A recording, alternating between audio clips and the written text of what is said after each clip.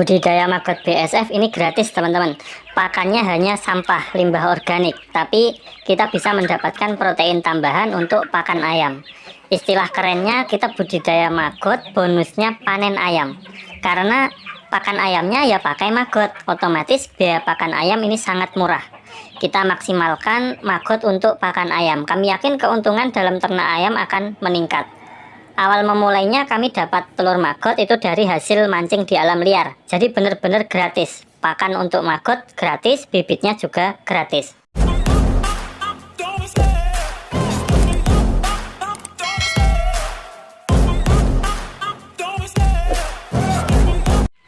Selamat sore teman-teman semuanya. Semoga kalian selalu diberikan kesehatan dan keselamatan dimanapun kalian berada. Sudah lama kita tidak membuat konten tentang budidaya maggot BSF. Jadi kali ini kita akan sharing-sharing tentang maggot BSF. Cara budidaya maggot BSF kecil-kecilan skala rumahan. Bagi teman-teman yang ingin memulai, ingin mencoba budidaya maggot skala kecil-kecilan, mungkin ada baiknya teman-teman simak video ini. Kita akan bagikan beberapa tips atau trik supaya kita tidak gagal di dalam budidaya maggot BSF. Semoga nantinya teman-teman bisa paham dan tidak ada informasi yang terlewat. Baik, pertama cara untuk memulai budidaya maggot BSF bisa dengan memancing di alam liar. Ini membutuhkan sedikit waktu dan kesabaran. Jika cara memancingnya benar, biasanya nanti kisaran 2 mingguan kita akan mendapatkan maggot dari alam liar. Tapi kalau populasi lalat BSF di daerah kita itu sedikit, kadang bisa sampai 1 bulan, bahkan 2 bulan barulah kita akan mendapatkan maggot BSF. Lalu cara yang kedua, kita bisa membeli telur lalat BSF di toko-toko online seperti di Shopee. Itu banyak yang jualan telur BSF. Harganya paling per gramnya kalau sekarang itu kisaran 3 ribuan lah, 3.000. Teman-teman bisa beli misalkan 5 gram atau 10 gram. Itu nanti setelah berkembang akan menjadi sangat banyak. Sebelum kita bahas lebih jauh, bagi yang belum subscribe, silahkan subscribe channel Peternak Sultan, like video ini, dan bagikan video ini ke teman-teman kita yang lain, supaya mereka juga bisa melihat video ini. Kemudian jangan lupa untuk selalu melihat kolom deskripsi. Oke, ketika memulai budidaya maggot BSF supaya tidak gagal, ada beberapa langkah yang harus dilakukan. Yang pertama, kita harus memahami dulu ilmunya. Paling tidak kita pahami dasar-dasarnya. Bagaimana cara kita menjaga siklus lalat BSF. Cara supaya tidak putus siklus. Kalau teman-teman memulai budidaya maggot dari telur, kemudian menetas menjadi larva, diberi pakan, nanti kurang lebih 20-30 hari akan mulai menjadi prepupa, warnanya menghitam. Setelah menjadi prepupa, sebaiknya segera dipindahkan ke kandang lalat. Kandang dari jaring ya biasanya. Kemudian prepupa akan menjadi pupa. Setelah itu akan berubah menjadi lalat BSF. Karena sudah kita letakkan di dalam kandang yang terbuat dari jaring, maka lalat BSF tidak akan bisa kabur keluar. Maka cukup kita sediakan di situ tempat pemancingan atau tempat untuk bertelur lalat. Bisa berupa buah-buahan ataupun nasi, sayuran sisa, dan sebagainya. Intinya limbah organik. Usahakan yang baunya cukup tajam teman-teman, yang baunya menyengat. Karena secara naluri lalat BSF itu akan mencari atau mereka akan bertelur di area limbah organik yang baunya tajam. Setelah lalat BSF bertelur, kita panen telurnya. Teman-teman setelah itu pindahkan ke box plastik atau ke wadah apalah bebas. Siapkan juga untuk media penetasannya. Bisa berupa dedak dicampur nasi atau dicampur dengan pur pabrikan, itu juga bisa. Nanti setelah menetas, kita beri makan itu dari limbah dapur. Buah-buahan busuk juga bisa, terus apa saja lah, yang penting limbah organik. Dengan begitu, nanti baby maggot akan tumbuh menjadi maggot dewasa. Dan setelah dewasa, lama-kelamaan akan berubah menjadi prepupa, berganti kulit, warnanya berubah jadi hitam. Saat maggot sudah berwarna hitam, kita pindahkan ke kandang lalat lagi. Biasanya nanti kan terbuat dari jaring supaya ketika menetas itu lalat tidak kabur. Itu tadi adalah gambaran sederhana dari siklus maggot BSF. Setelah kita memahami siklusnya, sebaiknya kita langsung saja praktek teman-teman. Karena paham siklusnya saja ini belum cukup. Jadi kita harus praktek supaya benar-benar paham. Nanti kita akan dihadapkan dengan permasalahan-permasalahan. Misalnya saja baby maggot akan diserang semut, diserang cicak, prepupa diserang tikus, gurem, dan sebagainya. Itu baru masalah hama yang menyerang maggot. Biasanya kita juga akan menemui media maggot yang terlalu becek, medianya lengket, terus panennya susah, dan seterusnya. Jadi banyak sekali permasalahan-permasalahan yang mungkin itu akan muncul di luar prediksi kita. Tapi permasalahan-permasalahan itu seiring berjalannya waktu sambil kita praktek, kita akan bisa mengatasinya teman-teman.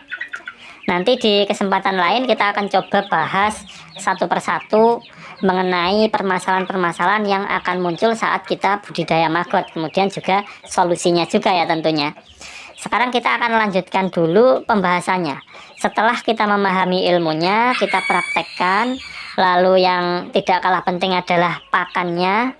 Karena biasanya penyebab budidaya pemula, mereka itu berhenti budidaya maggot gara-gara tidak mampu menyediakan pakan. Kalau cuma alat-alat kayak biopon, terus kandang lalat, cara panen, cara menghadapi hama, dan sebagainya, semua itu bisa dipelajari dan sangat mudah. Tapi yang lumayan sulit adalah pakan. Kalau tidak percaya bisa dicoba. Teman-teman beli telur lalat BSF, beli online atau ke peternak yang sudah budidaya di sekitar kalian kalau ada. Coba beli 10 gram saja. Dari 10 gram itu nanti setelah menetas dan menjadi maggot dewasa, pasti teman-teman akan kewalahan dalam memberikan pakan. Mungkin kalau maggotnya masih kecil, kita berikan sisa-sisa makanan dapur yang ada di rumah kita itu masih cukup. Kita berikan nasi sisa, sayuran sisa, buah-buahan, dan sebagainya itu masih cukup. Tapi ketika maggot semakin besar, apalagi kalau kita sudah bisa membuat siklus yang menghasilkan telur, anggaplah 10 gram telur saja per harinya, pasti kita akan kewalahan. Karena telur 10 gram itu untuk menjadi maggot dewasa akan membutuhkan pakan kurang lebih 40-50 kilo. Bayangkan kalau per hari menghasilkan telur 10 gram sudah siklus terbentuk, maka otomatis kita harus menyediakan pakan setiap harinya ya 40-50 kilo. Dari mana itu pakan 40 kilo atau bahkan 50 kilo per hari? Jumlah pakan ini bergantung dari bahan-bahannya juga. Kalau bahan-bahannya kurang berkualitas, nutrisinya sedikit, maka kita akan membutuhkan pakan yang lebih banyak lagi. Bisa jadi malah habis pakan 60 kilo per hari. Pakan untuk maggot BSF ini tergolong mudah, tergolong murah, tetapi atau bahkan gratisan ya, tetapi kalau misalkan jumlahnya sudah banyak itu tetap kita akan kesulitan untuk mencarinya.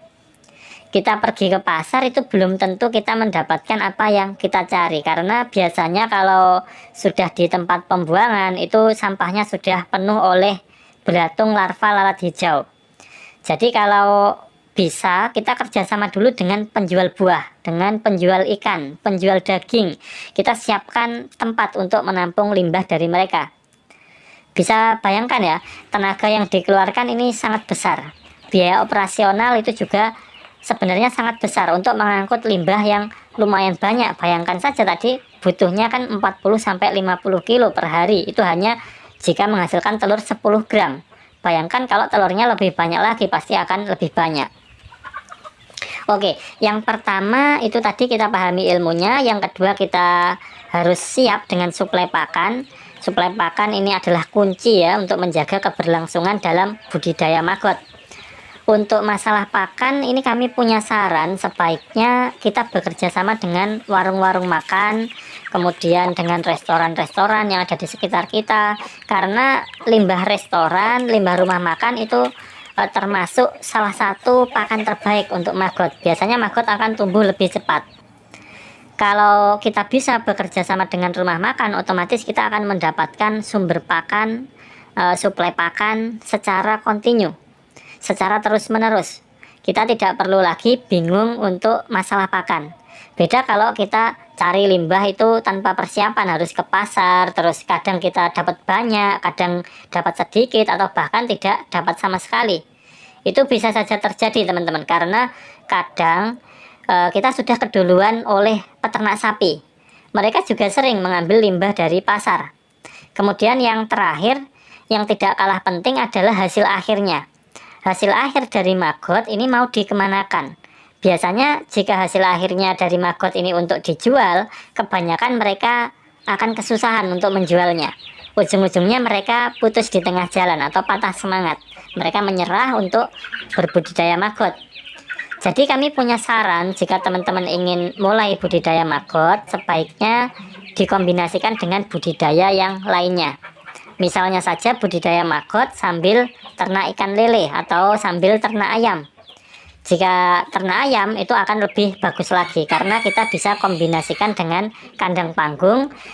Kemudian di bawahnya kandang itu kita letakkan biopon, kita taruh maggot di situ. Itu akan membantu kita dalam memenuhi kebutuhan pakan maggot, karena kotoran ayam yang jatuh akan menjadi pakan maggot. Pakan ayam yang jatuh bercecer itu juga menjadi pakan maggot. Jika kita kombinasikan seperti itu, maka kita tidak akan terlalu kesulitan di dalam menjual maggot, karena kita bisa memakainya sendiri untuk pakan ayam. Jadi kita cukup menjual ayamnya, yang tentunya itu akan lebih mudah daripada harus menjual maggot. Istilah kerennya kita budidaya maggot, bonusnya panen ayam. Karena pakan ayamnya kita pakai maggot, otomatis biaya pakan ayam sangat murah teman-teman. Kita maksimalkan maggot untuk pakan ayam. Kami yakin keuntungan dalam ternak ayam akan meningkat. Nanti seiring berjalannya waktu, kadang akan ada orang yang melihat, oh di sana pakan ayamnya pakai maggot, dan biasanya akan ada yang tertarik, ingin mencoba budidaya maggot juga. Akhirnya mereka membeli telur maggot ke kita, atau mungkin mereka membeli prepupa, atau mereka membeli maggotnya untuk dicoba diberikan ke ternak mereka. Jadi kita sudah paham ilmunya, kemudian sudah punya suplai pakan secara terus-menerus, lalu kita juga tidak bingung cara menjual panennya. Maka resiko untuk gagal, resiko putus asa di tengah jalan itu bisa kita minimalisir. Biasanya paling sering dihadapi oleh pemula itu ya tadi, biasanya karena kurang paham ilmunya, akhirnya putus siklus, kemudian tidak mampu menyediakan suplai pakan, dan yang terakhir ya bingung menjual hasil panennya. Baik teman-teman, kami rasa cukup itu dulu sharing kita kali ini. Semoga bermanfaat, selamat mencoba. Jangan lupa like, komen, bagikan video ini ke teman-teman kita yang lain. Jangan lupa untuk melihat kolom deskripsi. Apabila ada salah kata, kami mohon maaf yang sebesar-besarnya. Terima kasih, tetap semangat, sampai jumpa di video berikutnya.